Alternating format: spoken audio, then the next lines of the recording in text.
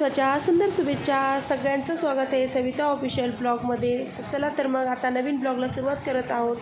तर इथे मी आज सांगणार होते तुम्हाला शनी अमावस्येचं मी काय काय केलं. तर तुम्हाला ब्लॉगमध्ये नक्की इंटरेस्टिंग गोष्ट बघायला भेटणार आहे, त्यामुळे नक्की बघा. इथे माझं गोंडस पिल्लू आंघोळ करून रेडी झालं होतं. मी आंघोळ केली होती. आम्हाला जायचं होतं मंदिरात.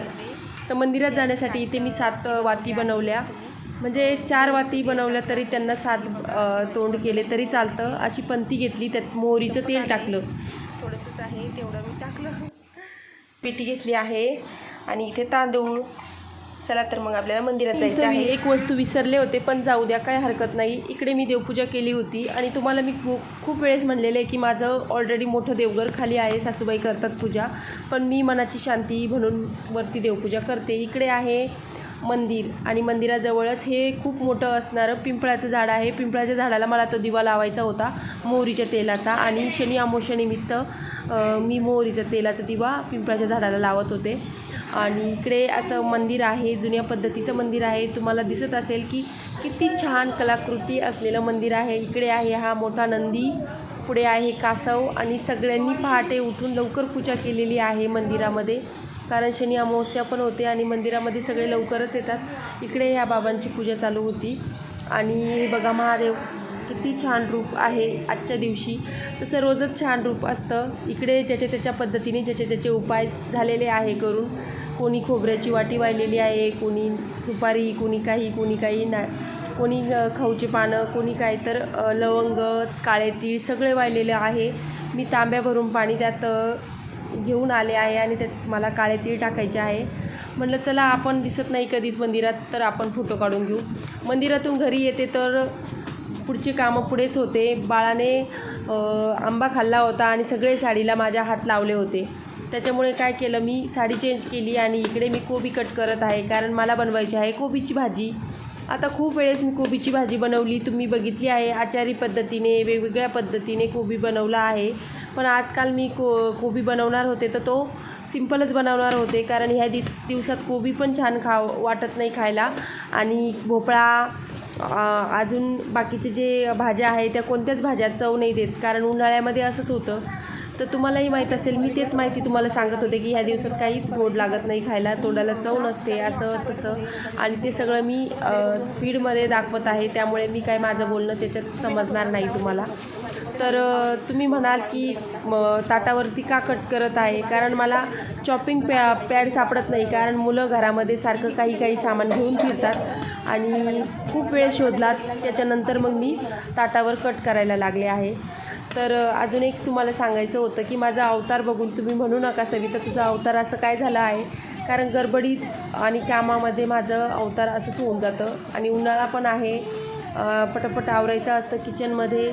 कुठलाच स्किन केअर करून मी उभा राहत नाही, अगदीच सनस्क्रीनसुद्धा लावत नाही, पटापट स्वयंपाक आवरून घेते. आणि चेहऱ्याला ह्या दिवसात सनस्क्रीन लावा, काही लावा, चेहरा किचनमध्ये उभा राहिला चिपचिपा होऊन जातो उष्णतेमुळे. त्यामुळे काही नाही, मी कोणतीही स्किन केअर वापरत नाही, घरगुती होम रेमेडीज वापरते. त्यामुळे मला असं जास्त काही चेहऱ्याला लावायला आवडत नाही, तुम्हाला तर माहितीच आहे. आणि इथे मी पटपट काम आवरत होते आणि दिवसभरात आज खूप कामं होते. घराची साफसफाई करायची होती, तुम्हाला सांगते मी खाली जाऊन मला खूप साफसफाई करायची होती, फरची क्लीन करायची होती, घर आवरायचे होते, किचन आवरायचं होतं, घरात गोमूत्र शिपवायचं होतं, गंगाचं पाणी टाकायचं होतं घरामध्ये, सोबतच उंबऱ्याची पूजा करायची होती. खाली जो आहे मेन दरवाजा, ते तुम्हाला मी एखाद्या दिवशी नक्की दाखवणार आहे की आमचा मेन दरवाजा कसा आहे. इकडे संध्याकाळचा दिवा लावायचा बाकी होतं, म्हणलं तो लावून घ्यावा, तर बघते तर दिवा चालूच होता, कारण अमावस्येच्या दिवशी तरी दिवसभर दिवा असलं तर खरंच खूप छान असतं. लाईट लावला होता. आणि माझा अवतार असं काही आहे, अजूनसुद्धा माझा अवतार काही चेंज झाला नाही, कारण दिवसभराच्या कामाने मी थकले होते. किचन आवडलं, डायरेक्ट संध्याकाळी शूट घेत आहे मी. कोबीची भाजी ते जेवण ते झाल्याच्या नंतर मी शूट घेतलं नाही.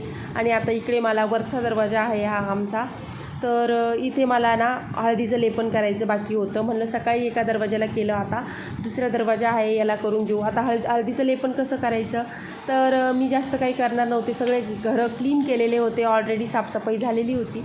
फक्त दरवाजाला असं पुसून घेतलं, थोडंसं पाणी मारलं आणि थोडीशी हळद आणि गुलाबजल एकत्र मिक्स केलं आणि तेच आता लेपन मला ह्या दरवाजाला करायचं आहे अमावस्यानिमित्त.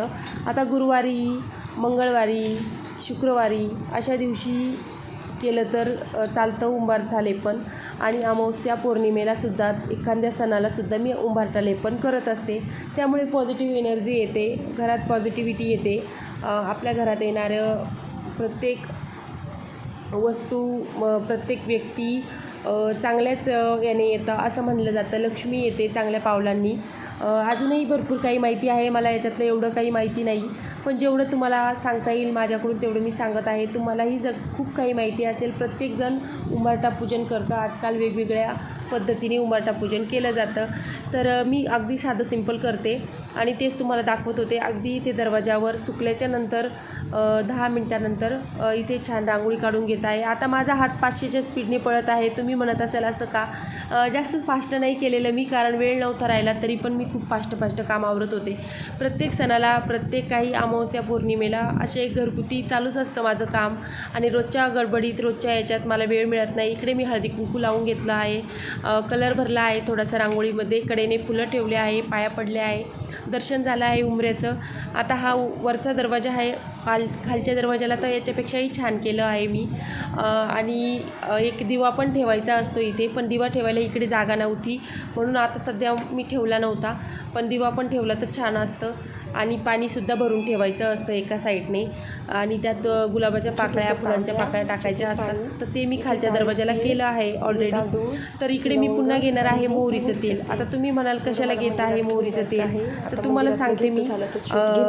तुम्हाला कळालंच असेल, मला मंदिरात जायचं आहे आणि हे जे उरलेलं आहे हळदीचं पाणी ते आता राहू द्या म्हणलं शिल्लक. आणि मंदिरात जाऊन आले मी.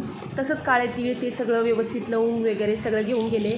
आणि तिथून आल्याच्यानंतर पुन्हा गडबड, मग थोडीसा कापूर घेतला, तो यामध्ये जाळला. मग आता दरवाजात ठेवायचं होतं मला, पण खरं तर मी कापूर जाळून घेतला, म्हणजे ते खूप पेट घेतलं कापराने.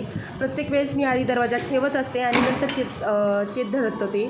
मग आज ह्यावेळेस तसं नाही केलं, आधीच पेटवलं. त्यामुळे ते जास्तच पेटलं गेलं आणि मला भीती वाटली. मग ते दरवाजात कसं घेऊन जाऊ, मी तिथेच ठेवलं, त्यात लवंगा टाकल्या. त्यामुळे घरात पॉझिटिव्ह एनर्जी आली, छान वास पण आला. आणि असं मी प्रत्येक अमावस्येला, पौर्णिमेला करत असते. खरंच घरात चांगली फिलिंग येते, आनंदी वातावरण होतं. आणि तुम्ही काय केलं ह्या अमावस्येला नक्की सांगा. व्हिडिओ आवडल्यावर व्हिडिओला लाईक करा, चॅनलला सबस्क्राईब करा.